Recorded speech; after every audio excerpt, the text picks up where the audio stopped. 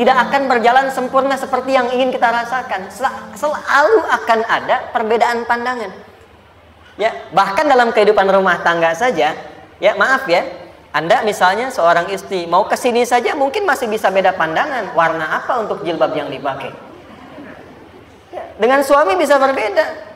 Papa, bagus yang mana ya? Hijau atau kuning? Ah, kayaknya yang hijau deh gitu kan? Enggak, kayaknya kuning deh gitu kan? Masih mending ada dua pilihan, begitu dipakai pink. Bisa berbeda, anak bisa berbeda. Jadi kesan pertama yang ingin dibangun bahwa dalam kehidupan sudah pasti akan ada keragaman pandangan. Dan yang kedua, yang tidak normal, keragaman pandangan itu boleh jadi melahirkan tindakan-tindakan yang kontraproduktif. Mungkin akan mendapatkan celaan. Allah dicela, malaikat dicela, Rasul dicela, Nabi dicela, sahabat dicela, tabi'in dicela, ulama dicela. Kita siapa yang mungkin belum menjadi bagian dari orang-orang itu dan ingin bebas dari celaan? Itu mustahil. Jelas sampai sini? Jadi kalau mendapatkan celaan, berbahagialah, berarti kehidupan kita normal. Jelas? Pernah mendapatkan celaan dalam hidup? Halo? Pernah disoal oleh orang lain? Pernah direndahkan oleh orang lain? Nah, Allah tuh memberi kesan kepada kita, jangankan engkau Rasul yang paling mulia saja pernah mendapati itu. Tapi bagaimana seni mendapatkan ketahanan sehingga dalam dicela pun tetap tenang. Dalam disoal pun tetap hatinya nyaman. Karena ketenangan itu yang membawa pikiran tenang dan tindakan yang terukur. Dan kadang-kadang ketenangan itu lebih penting bahkan dibandingkan dengan harta yang berlimpah. Seringkali saya berikan perbandingan dari sejak dulu kita belajar kan. Coba pilih mana? Saya yakin masih konsisten. Pilih mana? Kaya tapi gelisah atau miskin tapi tenang? Tidak boleh ada pilihan ketiga, saya tahu itu. Kaya tapi gelisah atau miskin tapi tenang? Pilih mana? Ya, saya tahu. Kaya tapi tenang. Oke, di fase ini wahyu belum turun. Nabi sudah ngajar, turun wahyu, turun al-alaq, turun beberapa surah. Tiba-tiba ada masa jeda, wahyu belum turun. Sepekan belum turun, sebulan belum turun. Disitulah muncul seakan ada amunisi bagi orang-orang yang tidak senang dengan Nabi, tidak senang dengan ajakan Nabi pada kebaikan. Ini poin yang kedua. Kalau Anda berbuat baik, pasti ada tantangan. Ingat ya, kalau Anda berbuat baik, apapun itu, pasti ada tantangan. Yang menguji konsistensi kebaikan itu apakah serius untuk dilakukan atau tidak. Maka mulai muncul tuduhan. Lihatlah Muhammad dari ditinggalkan sama Tuhannya. Itu Muhammad dah gila tuh, naik turun bukit, naik turun lagi, kayak orang bengong. Muhammad udah ada beban di pundaknya. Jangankan umatnya, Rasulnya saja yang mengklaim Rasul punya masalah katanya, ya kan? Dan ditinggalkan Tuhannya, kok masih mau ikut Muhammad? Maka dalam keadaan itulah kemudian ditunggu, naik turun. Turunlah kemudian dua surah sekaligus, surah 93, surah 94, yaitu surah Ad-Duha dan Al-Insyirah.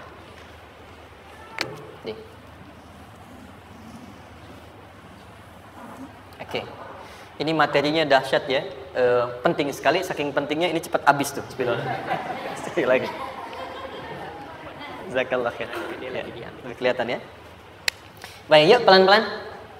Jadi turunnya surah Ad-Duha dan surah Al-Insyirah, hikmahnya satu atau fungsinya satu, memberikan petunjuk bagaimana mengatasi satu persoalan sesulit apapun tapi masih dapat menghadapinya dengan keadaan yang tenang. Satu surah ini atau dua surah diturunkan untuk membimbing setiap hamba menuju kepada ketenangan hati. Dua, membangun kekuatan mental sehingga dalam situasi apapun dia tetap kuat mengatasi berbagai persoalan kehidupan. Nanti terapannya banyak, di bisnis ada. Nanti saya turunkan contohnya. Kadang-kadang ikut tender, sudah bagus, sudah menang, tapi proyeknya diambil orang. Ada yang begitu? Nanti ada ayatnya, ada. Nanti kita turunkan. Udah siap-siap, kan pengen melamar, ternyata keduluan orang, gitu kan? Udah siap-siap, pengen dapat ini, mau lulus, ternyata nilainya nggak seperti yang diharapkan. Muncul, ada, selalu ada demikian. Nanti kompleksitasnya banyak. Tapi dua surah ini kalau kita bisa kuasai artinya dengan baik, pahami dengan benar, maka akan ada sesuatu yang beda yang terasa dalam jiwa kita dan kesiapan mengatasi setiap persoalan dalam kehidupan. Yuk kita baca dulu ya supaya dapat keberkahannya dari dua surah ini. Saya bacakan, Anda ikuti ya. A'udzu billahi minasy syaithanir rajim.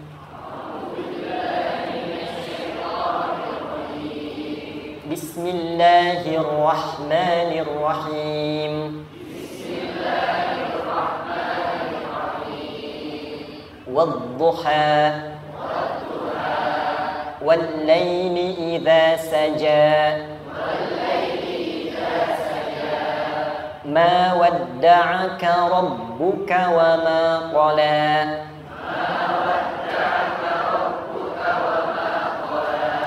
ما ودعك ربك وما قلى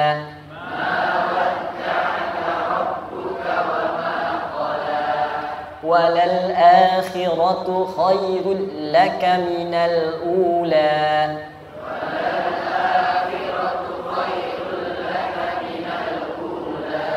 ولسوف يعطيك ربك فترضى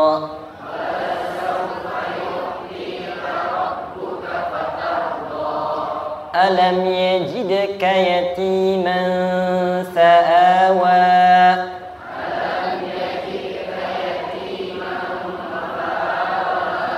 ووجدك ضالا فهدى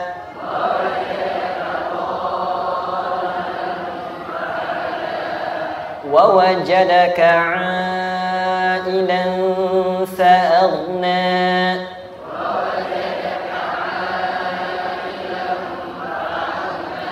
فأما اليتيم فلا تقهر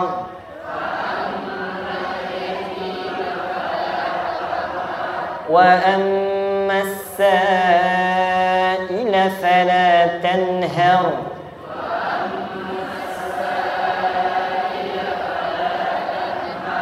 وأما بنعمة ربك فحدث.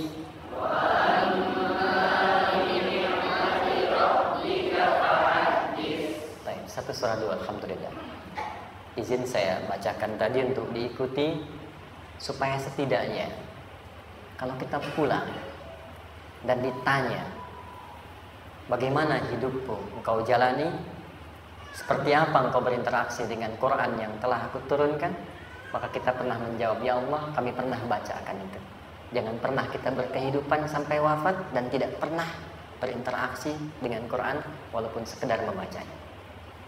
Wadduha, aku bersumpah. Setiap huruf waw yang berada di awal kalimat di satu surah itu makna utamanya berarti sumpah. Ya, qasam, sumpah. Seringkali diartikan demi, ya. Wal asri, demi masa. Wal fajri, demi waktu fajar. Wal laili, demi malam. Intinya sumpah. Sebentar, pelan-pelan. Kalau Allah menyampaikan sesuatu kepada kita, yakin tidak? Saya ulang, yakin tidak? Serius? Hah? Kalau yakin, kenapa tidak dilakukan? Ya, itu pertanyaan besar ya. Baik, kalau Allah menyampaikan, tidak bersumpah pun, harusnya kita yakin. Tapi kalau Allah bersumpah, dalam kaidah ilmu tafsir, berarti ada sesuatu yang sangat penting, yang saking pentingnya akan sangat dibutuhkan oleh setiap hamba, sehingga diminta setiap hamba itu fokus menyimak apa yang mau disampaikan. Bahkan saking pentingnya menyimak itu, Allah bersumpah. Jelas? Kalau teman-teman menemukan di Quran ada ayat dibuka dengan sumpah, berarti ada kasih Allah yang tinggi yang akan disampaikan di ayat itu sampai meminta kita fokus untuk menyimaknya. Ad-duha, untuk memudahkan maknanya, teman-teman kalau waktu duha itu jam berapa ya? Oke, sebetulnya dimulai sejak matahari itu mulai naik, yang memantulkan ya atau menyinari cahayanya itu mulai terasa lembut. Ya, kalau misalnya kita ambil 1,5 jam setelah subuh. Sekarang subuh 4:30 lah, taruhlah 4:30 ya. 1,5 jam berarti jam 6 kan? Nah, itu awal duha tuh. Awal duha. Sampai ke pertengahan kurang lebih 9:30, jam 10. Akhir duha jam 11 sampai menjelang ke zuhur. Awal duhanya disebut dengan syuruk namanya. Syuruk. Jadi syuruk itu awal duha. Kalau sudah jam 6 ada cahaya matahari ya. Enak nggak ke tubuh kita itu? Nyaman nggak? Jam 8 enak nggak kalau berjemur ya? Jam 9 enak ya? Nah, ini kata kiasan dalam bahasa Arab. Kalau kita merasakan sesuatu yang enak, nyaman, memberikan manfaat yang banyak, itu orang Arab sering memberikan kiasan dengan waktu-waktu tertentu. Di antaranya duha. Jadi kalau kita menemukan kalimat duha, jangan langsung diartikan ke waktu duhanya. Boleh jadi yang diinginkan adalah makna di balik itu, yaitu semua kenikmatan dan kenyamanan yang didapatkan. Cara mengartikan ini, wadduha, aku bersumpah, kata Allah, ya Muhammad, demi semua kenikmatan yang kau rasakan dalam hidup, seperti engkau merasakan kenikmatan cahaya duha itu. Jelas? Wal-laili idza saja, dan aku bersumpah, al-lail, lail itu apa? Malam. Baik, lail turunannya, layali jamaknya, lela, lili, lala, itu malam. Jadi kalau ada ibu leli, ibu malam-malam ya. Lail. Oke. Lail itu malam. Malam gelap nggak? Gelap. Tapi kalau gelapnya gulita, tidak ada cahayanya, gelap betul gitu. Gelap ya. Misalnya sedang kita dapati misalnya satu momentum padam lampu, padam semua, dan pas gerhana misalnya gelap sekali. Nah, itu bahasa Arabnya disebut dengan saja namanya.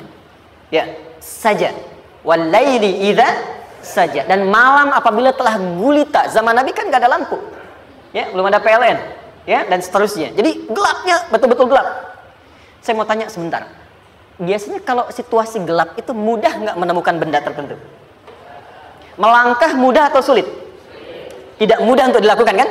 Dalam bahasa Arab, kalau kita ingin mengungkapkan satu kegamangan yang luar biasa, sampai kita merasakan gelap dan sulit melangkah, bukan hanya karena nggak ada cahaya, mungkin karena ada pekerjaan tertentu yang menyulitkan, masalah tertentu yang menyulitkan, sehingga merasa seakan-akan kita tuh gelap.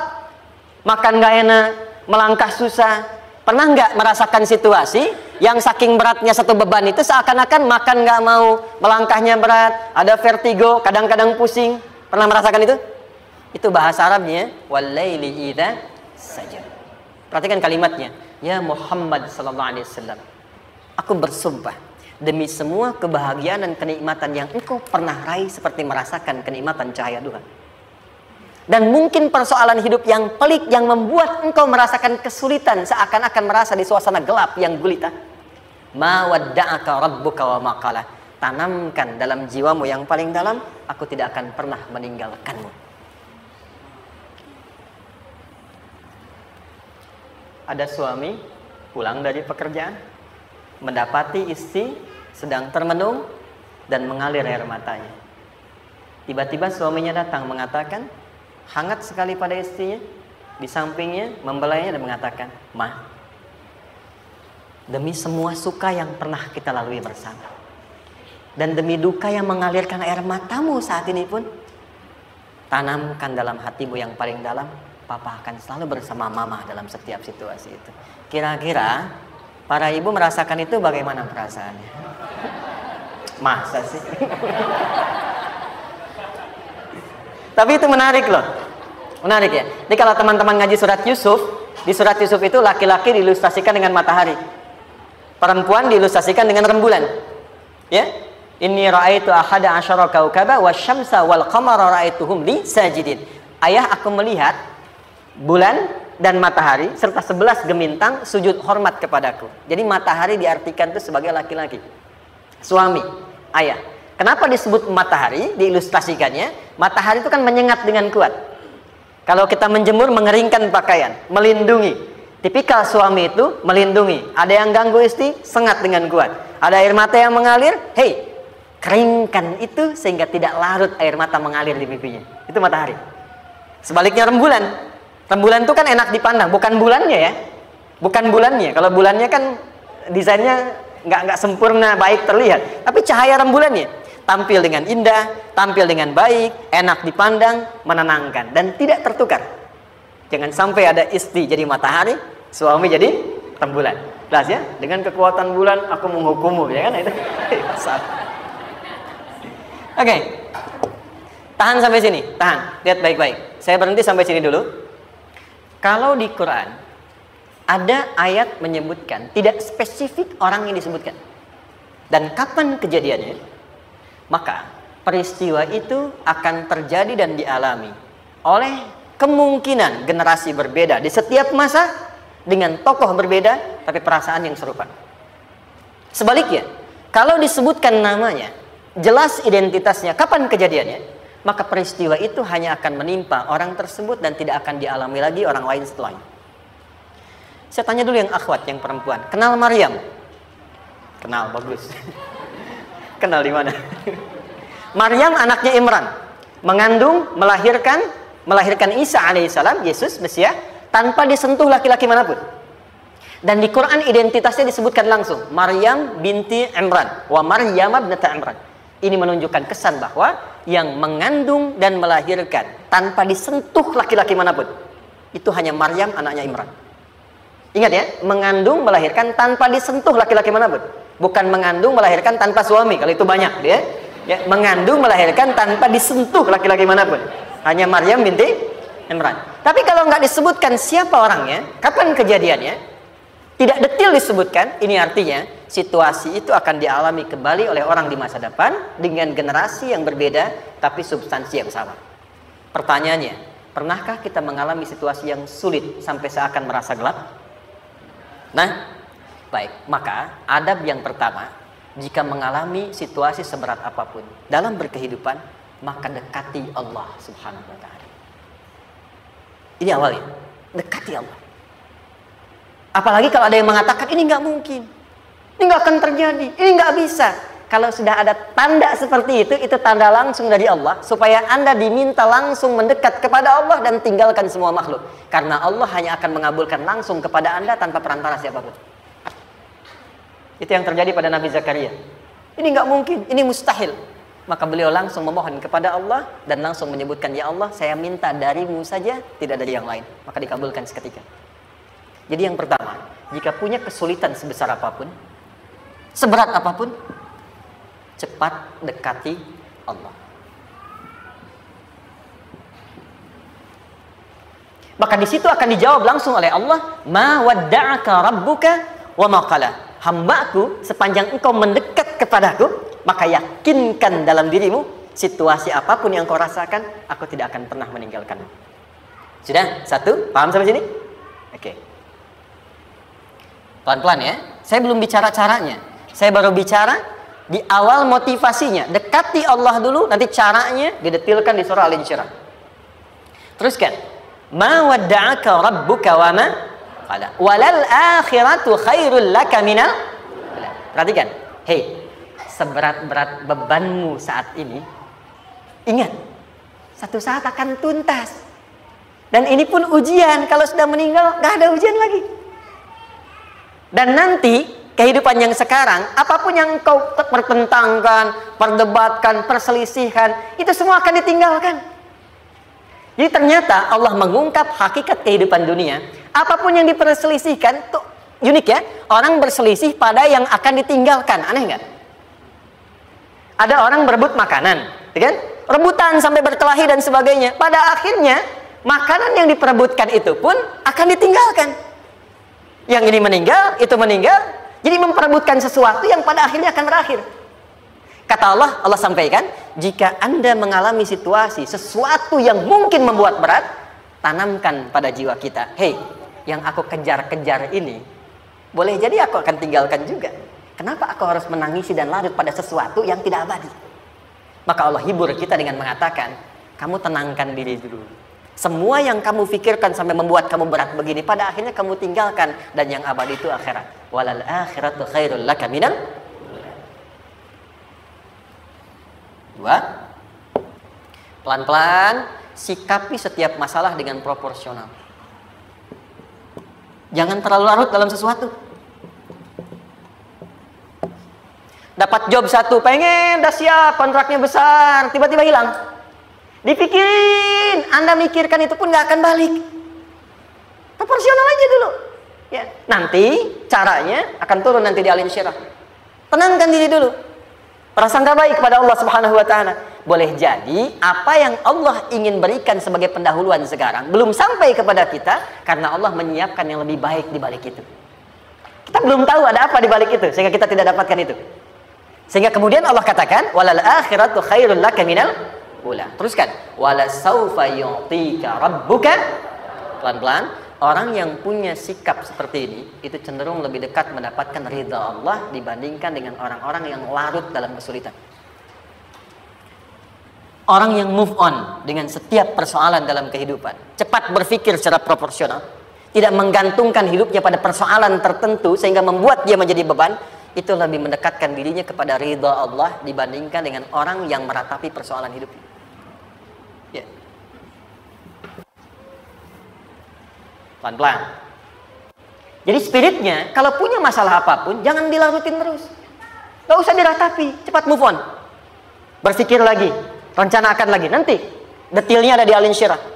Tapi poin besarnya, janji Allah mengatakan, kalau Anda bisa move on, proporsional, maka yang dijanjikan oleh Allah, di situ Allah percepat datangnya ridha Allah Subhanahu wa ta'ala. Kalau ridha Allah sudah datang, maka akan dua yang diberikan. Pertama kali, ketenangan di dalam jiwa. Dan yang kedua, kemampuan untuk berikhtiar lebih baik mencapai apa yang diinginkan. Satu, kalau ridha Allah sudah diberikan pada seorang hamba, yang pertama diberikan ketenangan dalam jiwa. Bukan dunianya dulu. Bukan apa yang Anda ingin harapkan dulu. Pengen sesuatu, ya, pengen materi, pengen kedudukan, pengen lulus anaknya ujian, ya kan? Tiba-tiba terjadi sesuatu, diratapin, alih-alih meratap, alih-alih membuat status, alih-alih menyulitkan diri, kata Allah, terima dulu proporsional. Setelah itu dekatkan diri kepada Allah, turun ridha Allah, begitu turun yang pertama diberikan ketenangan kepada hati. Tenang dulu. Kalau sudah tenang, nanti dibimbing menyelesaikan apa yang sedang dihadapi itu. Itu poin yang ketiga. Pelan-pelan. 4. Kita masuk ke detail sekarang. Perhatikan baik-baik. Ini yang paling menarik. Alam yajidka yatiman fa'awa. Muhammad SAW, bukankah dulu engkau yatim? Punya banyak masalah? Aku selesaikan juga. Ayahmu meninggal sebelum lahir, ada ibu. Ibu meninggal, ada kakek. Kakek meninggal, ada paman. Ya kan? Ada teman yang menemani Sayyidah Khadijah. Teman yang setia. Semua kebutuhan tersedia. Artinya Pak, perhatikan baik-baik. Kalau Anda punya masalah sekarang, jangan sampai melupakan yang dulu-dulu pun pernah tuntas Allah selesaikan. Jadi kalau sekarang sedang punya persoalan, jangan sampai satu masalah ini membuat Anda kehilangan harapan dan kehidupan. Sementara Anda sadar dulu pun banyak masalah kok selesai juga. Kenapa dengan yang satu ini kita harus jatuh? Sekarang usia berapa? 20, 30, 40, 50. Sekarang usia 50 tahun, ada masalah, baru 5 menit datang sudah merasa jatuh. Yang 50 tahun ke belakang yang banyak selesai itu kita nilai atau tidak? Maka kata Allah, seperti yang dulu pernah aku selesaikan ribuan masalah itu, yang sekarang pun mudah aku tuntaskan. Jelas? Nah, secara psikologi, orang-orang yang selalu bertindak seperti itu akan selalu punya harapan lebih tinggi untuk menyelesaikan persoalannya. Jadi kalau sedang punya masalah, pikirkan yang dulu juga selesai, masa yang sekarang nggak selesai. Itu prinsipnya. Secara psikologis demikian. Jelas ya? Oke. Wa wajadaka dhallan fahada. Muhammad, dulu engkau pernah mengalami melihat masyarakat banyak berbuat yang tidak baik, aku berikan petunjuk. Kuncinya fahada di situ. Orang yang punya motivasi kuat dan keyakinan untuk bisa menyelesaikan persoalannya, maka dia akan lebih cepat mendapatkan petunjuk Allah untuk mendapatkan solusi terbaik. Ada sini. Saya agak cepat ya, mohon izin. Wa wajadaka 'ailan fa'aghna. Bahkan, maaf, bukan sekedar selesai. Kalau perlu saya bikin kaya, kata Allah. Aghna itu kalau ilmu, ilmunya luas. Kalau harta, hartanya banyak. Kalau kedudukan, kedudukannya tinggi. Hei, engkau yang sedang mengejar kedudukan, aku tahan sebentar karena ada yang nggak bagus untukmu di sini. Tapi kalau kamu terima, aku angkat itu lebih daripada apa yang kamu harapkan. Kamu pengennya bintang 2, aku naikkan sampai bintang 4. Kalau perlu 5 sekalian. Hei, kamu yang ingin kampus di sini, aku tahan. Bahasa kamu nggak lulus, kamu nangis, kamu mengadu, kamu datang pada orang tuamu.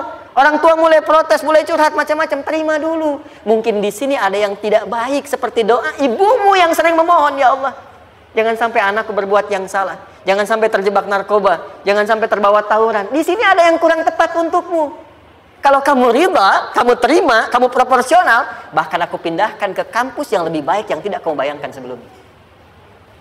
Di orang-orang yang selalu menerima apa yang Allah ujikan dan riba dengan itu, maka Allah akan angkat derajatnya bahkan melebihi ekspektasi dirinya. Paham? Kalau sudah seperti itu, maka lihat ujung ayatnya. Lihat ujung ayatnya. Fa'ammal yatima fala taqhar. Maka jangan pelit berbagi kepada orang lain.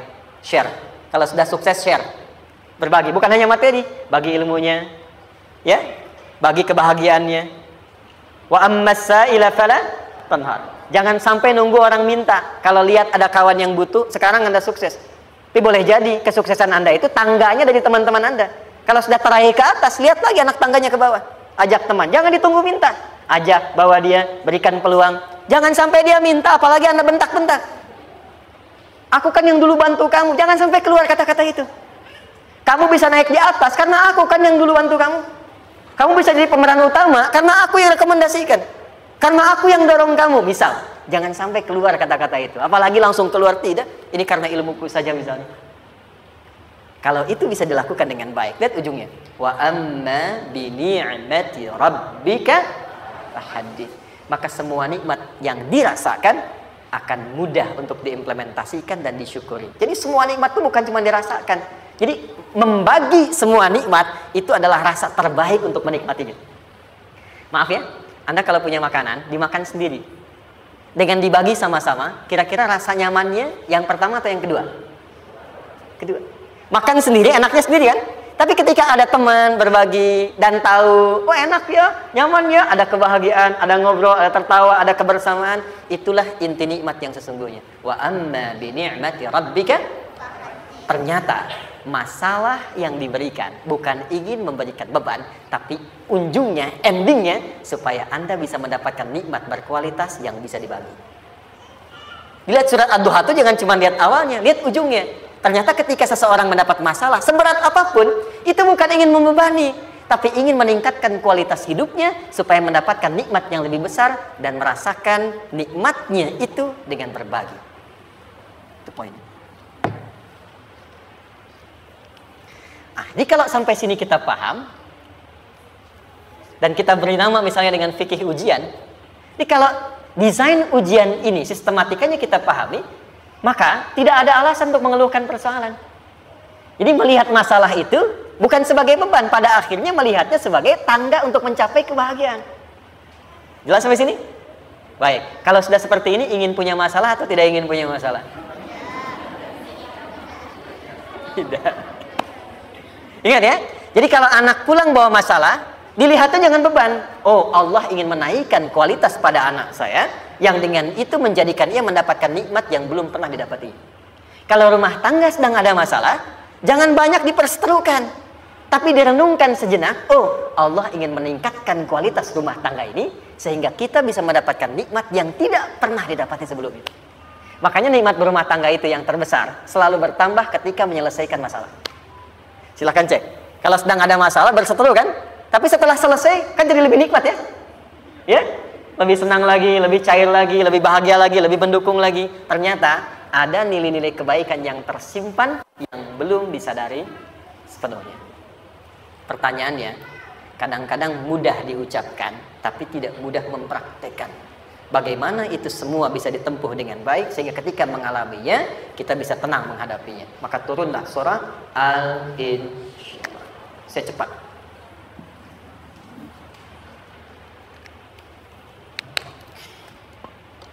Teman-teman, ini apa? Kelas ya? Baik, pelan-pelan sedikit. Kira-kira volumenya besar kecil? Kecil ya? Baik. Kalau saya bandingkan dengan gayung, volumenya besar mana? Gayung ya? Baik. Kalau ini saya perlebar, sehingga bisa memasukkan apapun ke dalamnya, itu bahasa Arabnya disebut dengan insyirah namanya. Jelas?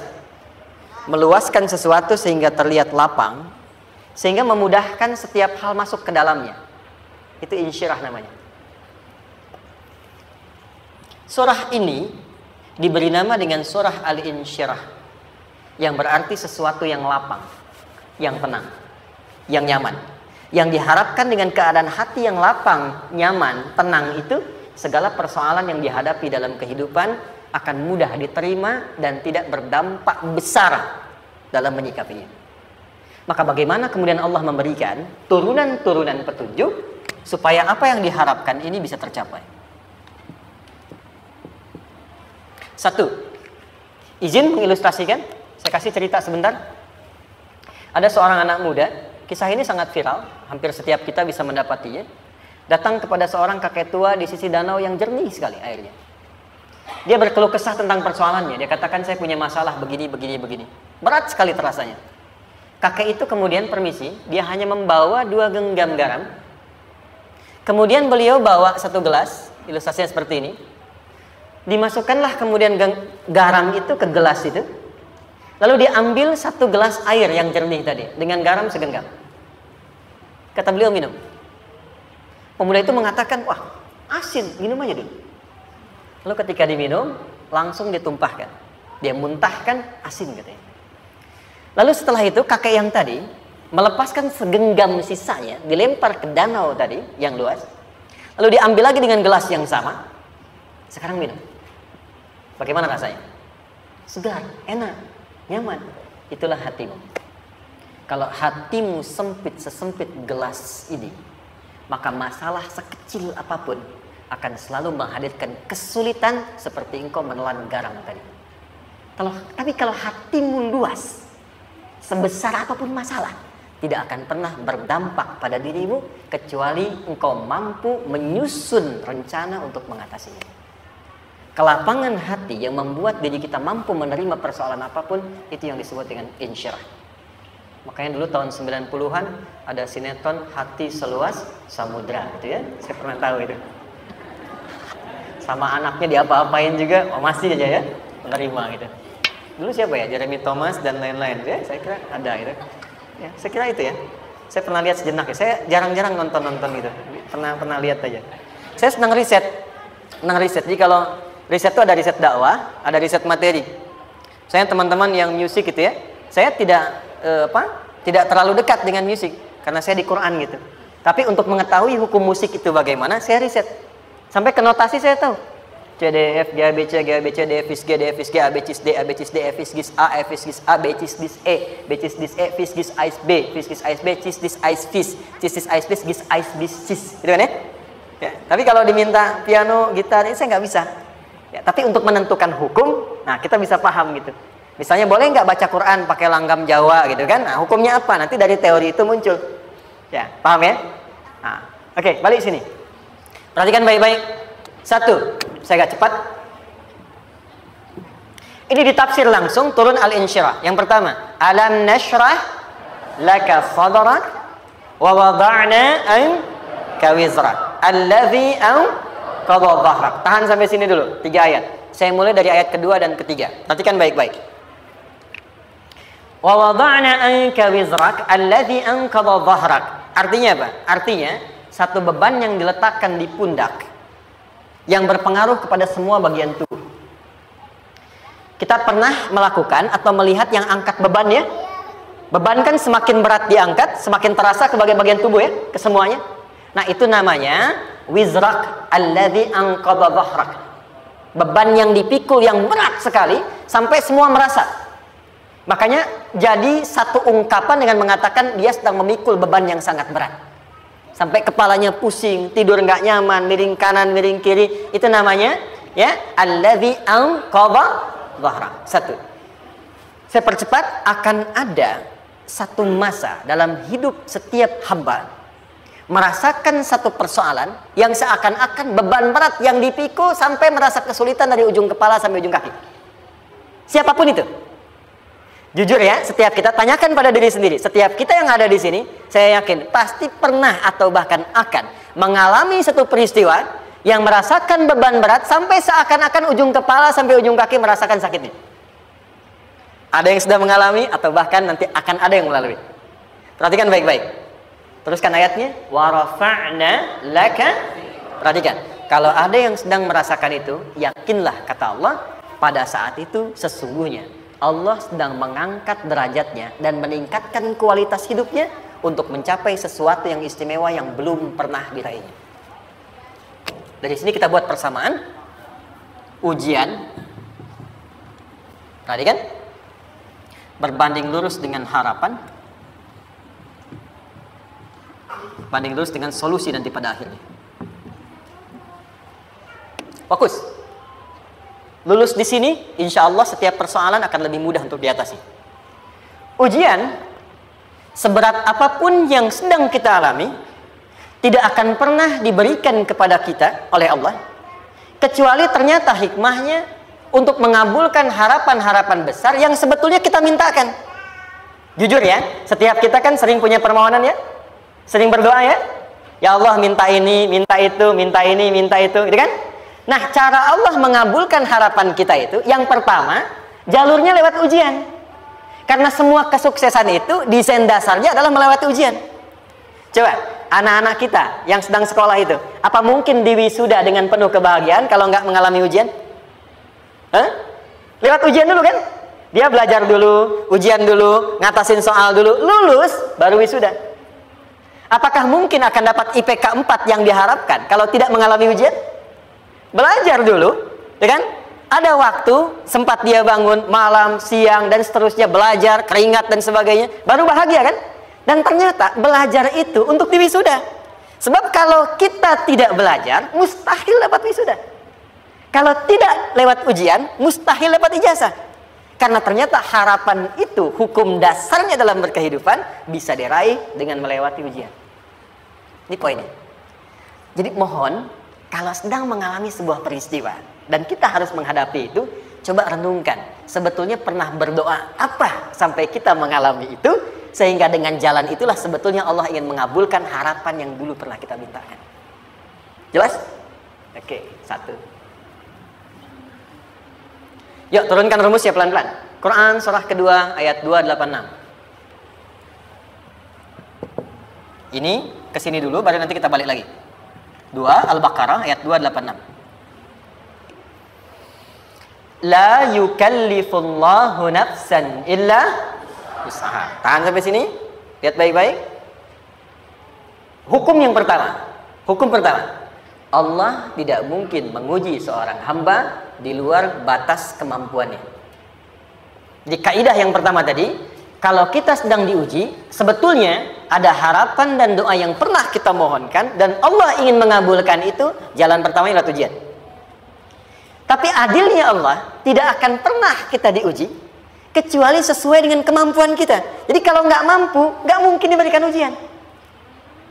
Ingat ya, kalau tidak mampu, tidak mungkin diberikan ujian. Artinya harapan yang kita mohonkan pun akan sesuai dengan kemampuan kita. Jadi kalau kita minta sesuatu nggak mungkin bisa menggunakannya, nggak akan dikasih. Nah, balik ke sini untuk memberikan ketenangan kepada hati kita. Kalau sedang menerima persoalan, setelah kita mengatakan, oh ini mungkin ada harapan yang ingin saya dapatkan, jalannya lewat sini. Untuk memberikan ketenangan kepada hati, begitu persoalannya tiba, langsung katakan pada diri kita, saya pasti bisa menjalaninya. Mustahil saya diuji kalau nggak mampu menjalaninya. Itu bahasa singkatnya. Ingat ya, kalau ingin mudah menyelesaikan persoalan, kata Quran, setiap ada ujian, langsung katakan pada hati kita, insya Allah bisa. Nggak mungkin saya diuji kalau saya nggak sanggup. Jelas? Dan tanamkan itu pada hati yang paling dalam. Ini nggak mudah. Kalau cuma disimpan di pikiran, jadi beban. Tapi kalau Anda tanamkan dalam hati, seberat apapun masalahnya, pasti saya sanggup, pasti saya bisa. Pernah lihat dulu ada acara 90-an Benteng Hattori? Oke? Benteng Takeshi ya? Takeshi ya, gitu kan? Artinya kan bisa jawab ya. Saya tahu Ninja Hattori mendaki gunung, lewati lembah, ya tahu ya. Son Goku, Son Gohan, apa? Saya tahu itu. Son Goku, Kamehameha, Piccolo itu, yang nulisnya Suzuki Watanabe, saya tahu itu. Benteng Hattori, balik lagi ya. Benteng Takeshi ya. Puncaknya kan main pakai itu kan, pakai tank ya dan sebagainya. Tapi pernah ingat gak satu episodenya itu? Begitu akan bertarung, kan selalu ada motivator di sampingnya itu mengatakan, ayo kamu bisa, gitu kan? Dia nggak ngaji Quran tuh, kita punya ayatnya. Pernah nggak? Buka lagi ya dulu ya. Oke. Korea, kenapa bisa nyusul Jepang? Salah satunya, waktu Jepang itu maju, setiap di Korea itu ditanamkan dari mulai anak-anak TK-nya. Kita harus lebih daripada Jepang. Sejak anak-anaknya TK. Itu ditanamkan betul. Kita bisa, kita dari TK. Sehingga ketika di sana bikin Honda, sini Hyundai. Hyundai kan dibacanya Hyundai. Ya kan? Sana Honda, sini Hyundai gitu. Di apapun yang dibuat Jepang, Korea harus lebih unggul. Itu ditanamkan dari awal. Bisa. Kita itu sekarang punya ayatnya. Jadi kalau sedang punya masalah seberat apapun, katakan pada diri kita, insya Allah bisa. Gak mungkin diuji kalau nggak sanggup. Bisa insya Allah. Bisa. Kenapa mah? Bisa. Jelas? Oke. Sudah di situ teruskan. Lanjutkan. Warafa'na laka dzikra. Teruskan. Fa inna ma'al usri. Nah, ini poin terbesarnya. Fa inna ma'al usri yusra. Fa huruf yang menunjukkan sesuatu berlangsung dengan cepat. Inna di ilmu nahwunya berbunyi begini, di gramatikal bahasa Arab. Harfu nasbin wa taukidin. Tansibul isma wa tarfa'ul khabara. Mabniyun 'alal fathi la mahalla lahu min al-i'rabi. Paham? Tidak. Inna huruf yang digunakan untuk menguatkan informasi agar ditancapkan ke dalam hati sekuat-kuatnya dan jangan pernah ragu. Jadi kalau orang Arab itu nancapkan tongkat begini dan kuat, tidak goyah, itu nasab namanya. Nasabar rajul asahu fil ardi. Inna ini harfu nasab. Jadi kalau ada di Quran dibuka informasinya dengan inna, maksudnya begini, hei, tancapkan informasi dalam hatimu dengan kuat, jangan pernah ragu. Yakinkan pada dirimu. Apa yang harus diyakinkan? Ma'al usri yusra. Inna ma'al usri yusra. Usrun sama dengan yusrun. Lari ke sini. Oke. Apa artinya usrun? Sulit. Oke. Sulit itu ada dua. Ada sa'bun, ada usrun. Kalau kesulitan yang relatif, kata si A sulit, si B mudah, itu sa'bun namanya. Contoh, kata si fulan, bahasa Jepang susah. Padahal kata yang lain tidak. Saya ke Jepang, anak-anak kecil begini bisa bahasa Jepang, gitu kan? Bagi mereka mudah, gitu ya. Saking mudahnya gitu. Kata shiwa, gitu. Anak-anak kecil, bagi mereka mudah, bagi kita belum tentu. Itu sa'bun. Inna lughatal yabaniyah sa'bah. Relatif. Tapi kalau kesulitan yang sifatnya mutlak, semua orang mengatakan sulit. Maaf, bawa mobil, sulit atau mudah? Bukan mengendarai ya, bawa mobil, bawa. Sulit ya? Sulit ya? Baik, sepakat sulit semuanya. Nah, itu dalam bahasa Arab dikenal dengan usrun. Kesulitan yang semua sepakat bahwa itu susah. Sulit, semua sepakat. Dan ketika ada orang bicara, aku sedang punya masalah begini. Semua mengatakan, wah itu nggak mudah, itu nggak mudah. Itu usrun namanya. Lawannya, kemudahan yang relatif disebut sahlun. Tapi kemudahan yang semua sepakat bahwa itu mudah, itu yusrun namanya. Mengangkat spidol, semua mengatakan mudah, ringan. Itu yusrun namanya. Perhatikan, Allah tidak memasangkan sa'bun dengan sahlun, tapi memasangkan usrun dengan yusrun. Orang-orang yang punya keyakinan kuat, setiap persoalan itu akan selesai. Dan dia mengatakan pada dirinya, aku bisa melewatinya. Maka, perhatikan kalimatnya kata Quran. Inna ma'al usri yusran. Sesulit apapun masalah yang sedang dia alami, maka Allah akan datangkan solusi semudah-mudahnya yang bisa dia nikmati.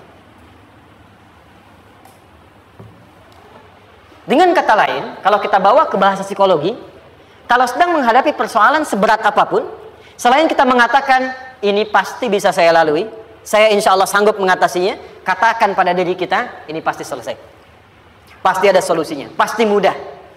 Katakan, walaupun memang solusinya belum datang, tapi tenangkan pada diri kita dengan mengatakan, inna ma'al usri yusra. Bahasa psikologinya, katakan pada diri kita, ini pasti selesai. Nggak mungkin nggak selesai. Pasti ada solusinya. Pasti mudah. Itu lebih memberikan harapan pada diri kita untuk menuntaskan persoalan dibandingkan dengan meratapinya. Jelas? Teruskan. Fa inna ma'al usri.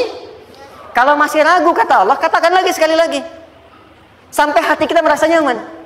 Jadi kalau sedang punya persoalan seberat apapun, tanamkan pada diri kita, pasti selesai. Belum nampak, insya Allah pasti selesai. Gak mungkin diuji kalau nggak ada solusi. Itu lebih memberikan harapan. Setelah itu, fa'idha faraghta, mitigasi masalahnya. Mitigasi persoalannya. Tuliskan. Ini masalahnya apa? Rumah tangga. Apa saja misalnya. Dia ada suami, ada istri, ada anak-anak. Masalah ada di mana?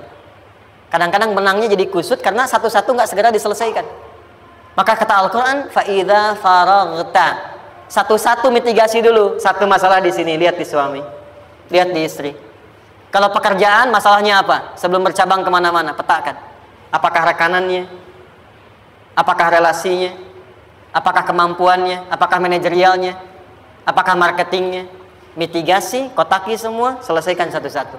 Setelah itu, apa yang dilakukan? Wa ila rabbika, tawakal sepenuhnya kepada Allah untuk menentukan hasilnya. Tawakal itu yang paling mahal.